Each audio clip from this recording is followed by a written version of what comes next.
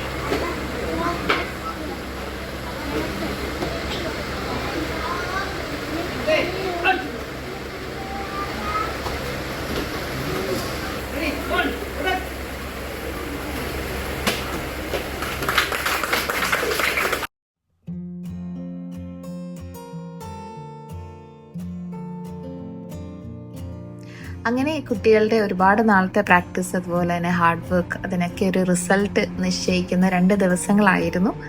അപ്പോൾ അതെല്ലാം കഴിഞ്ഞു. ഇനിയിപ്പോൾ പ്രൈസ് ഡിസ്ട്രിബ്യൂഷൻ ആണ്. ഈ 2 ദിവസവും രാവിലെ ഒരു 8 മണിക്ക് തുടങ്ങി വൈകിട്ട് അല്ലെങ്കിൽ രാത്രി 7-8 മണി വരെ നീണ്ടുപോകുന്ന പരിപാടികളായിരുന്നു ഈ 2 ദിവസവും. അപ്പോൾ സാറിൻ്റെ വകയായിരുന്നു ഇന്നത്തെ ഫുഡ്, അതായത് ഉച്ചയ്ക്ക് ലഞ്ചും അതുപോലെ രാത്രിത്തെ ഡിന്നർ പേരൻസിനുൾപ്പെടെ സാറ് കൊടുത്തിട്ടുണ്ടായിരുന്നു. കുട്ടികളെ ആക്ച്വലി പഠനത്തോടൊപ്പം ഇതുപോലെയുള്ള ഏതെങ്കിലും മാർഷ്യൽ ആർട്സ് അല്ലെങ്കിൽ ഏതെങ്കിലും ഒരു സ്കില്ലൊക്കെ പഠിപ്പിക്കുന്നത് വളരെ ഇമ്പോർട്ടൻ്റ് ആണ്. കാരണം അവരെ കുറച്ചുകൂടെ കോൺഫിഡൻ്റ് ആക്കാനും അതുപോലെ അവരെ കുറച്ചുകൂടെ സ്ട്രോങ്ങർ അല്ലെങ്കിൽ അവരുടെ ഫോക്കസ് കൂട്ടാനും കുറേ കൂടി ഡിസിപ്ലിൻഡ് ആക്കാനും ഒക്കെ ഇങ്ങനെയുള്ള കാര്യങ്ങൾ ഹെൽപ്പ് ചെയ്യും.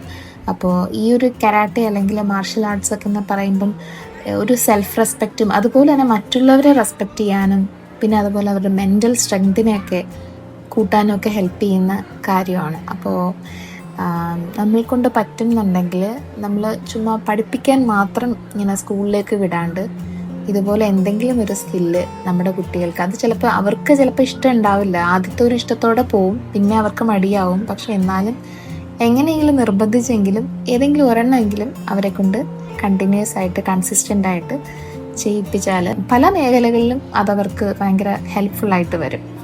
കിച്ചു ഇപ്പോൾ ഒരുപാട് ട്രയൽ ആൻഡ് എറർ നടത്തുന്ന ആ ഒരു സ്റ്റേജാണ്. കാരണം എന്തെങ്കിലും ഒരു ഇഷ്ടം പറഞ്ഞ് നമ്മൾ അതിനോട് ചേർക്കും, അപ്പോൾ അത് കുറച്ച് കഴിയുമ്പോഴത്തേക്കും അതിനോടുള്ള താല്പര്യം കുറയും, പിന്നെ അടുത്തതിനോടാവും താല്പര്യം. അങ്ങനെ കുറച്ച് കാര്യങ്ങളൊക്കെ അവൾ തന്നെ പറഞ്ഞ് ഞങ്ങളും കൊണ്ടുപോയി പരീക്ഷയൊക്കെ നോക്കി.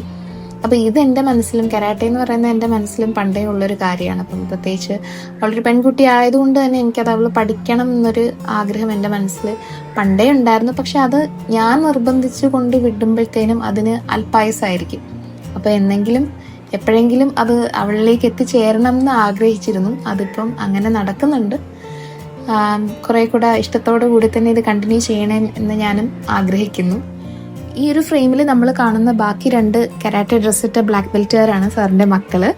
അപ്പോൾ വലത് സൈഡിൽ നിൽക്കുന്നത് സുദിൻ ഷാ, ഇവിടുത്തെ ട്യൂട്ടറാണ്. പിന്നെ സാറിന്റെ മകളാണ് അതേ കാണുന്ന സിനി.